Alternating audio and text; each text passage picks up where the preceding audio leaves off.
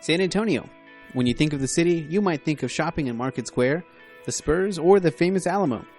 When you think of dinner in San Antonio, you might consider one of its many upscale restaurants, or indulge in some of the authentic Mexican cuisine offered on the Riverwalk with their tableside mariachis. It's a family-friendly city with traditional values steeped in a rich Latin history. It's also one of the fastest-growing cities in the country. And as San Antonio continues to grow, a new generation is pushing against that somewhat limiting idea of tradition, bringing new concepts to the Alamo City. We've recently seen an explosion in the culinary world, and it's not all elite expensive dining, it's something bigger, a groundswell of culture and attitude, food trucks, changing both the physical and culinary landscape of San Antonio. This new wave is using social media, creativity, and awareness to take food trucks to a whole new level. In a land of crisscrossing highways where long trips across the city are not uncommon, it's not surprising that the Alamo City would be the perfect home for mobile restaurants. MobileCuisine.com even named the city the #1 best place to open a food truck in 2014.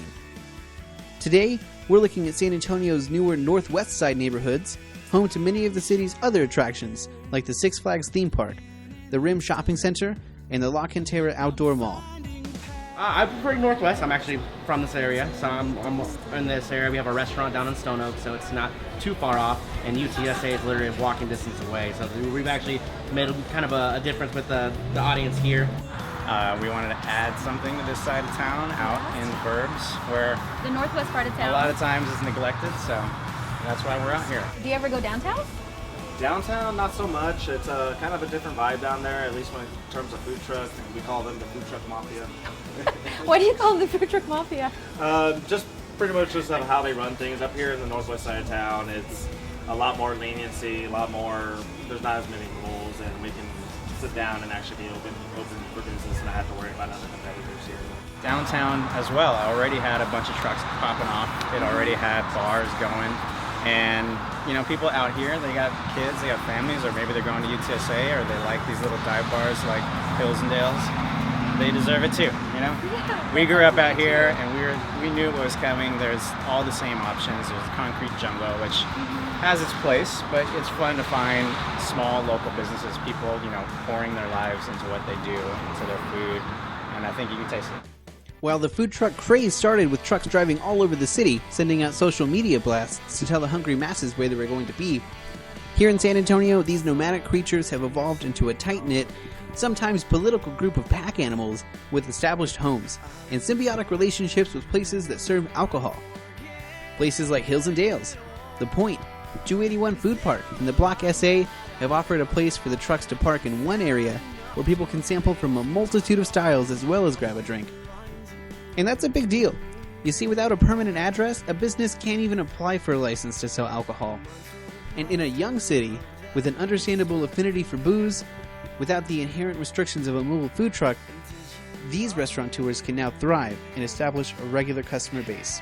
The crowd we get here is pretty steady, and, you know, I can't really argue with it. We get to leave to do our special events, but we get to come back. You know, we have a home to go back. Biggest surprise, I mean, we parked ourselves across from Hills and Dales for a reason, to be across from the bar because people drinking and eat. But the biggest surprise was just the community, the neighborhood behind us. They all rallied behind us, you know, when we were nothing. When we were just a big black box chunking out my mom's food and trying not to screw up. So. The block have 2 years ago only. Michela's, the first time is in the street. Really? Work in the street, all the students coming. It's very important because in San Antonio, Texas, the people don't have idea the food trucks in San Antonio.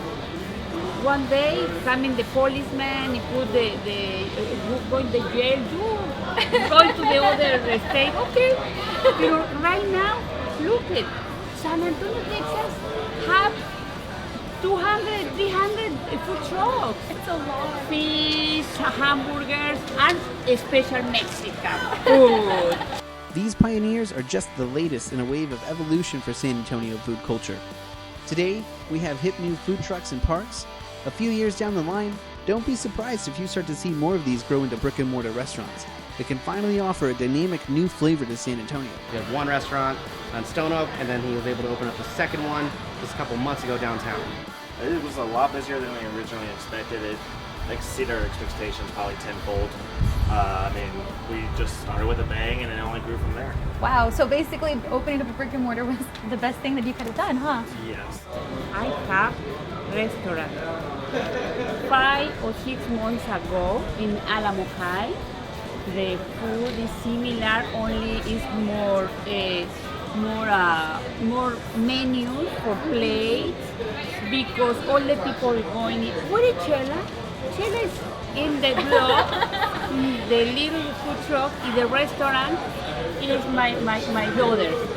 All the business is for his family. So it's a family business. That's so good to Yeah, hear. it's very, very important that the people look at a small business in this moment. 10 years is very important. You put more business. I think San Antonio is growing up. You know, it's a big metro that kind of gets the trickle down from all the big guys. So you can kind of watch it happening, and that's another reason we came here. People asked us why we didn't stay in Austin, and we just felt like San Antonio needed it, it deserved it, and we wanted to provide it, and we wanted to be here for this side of town. You know. Absolutely.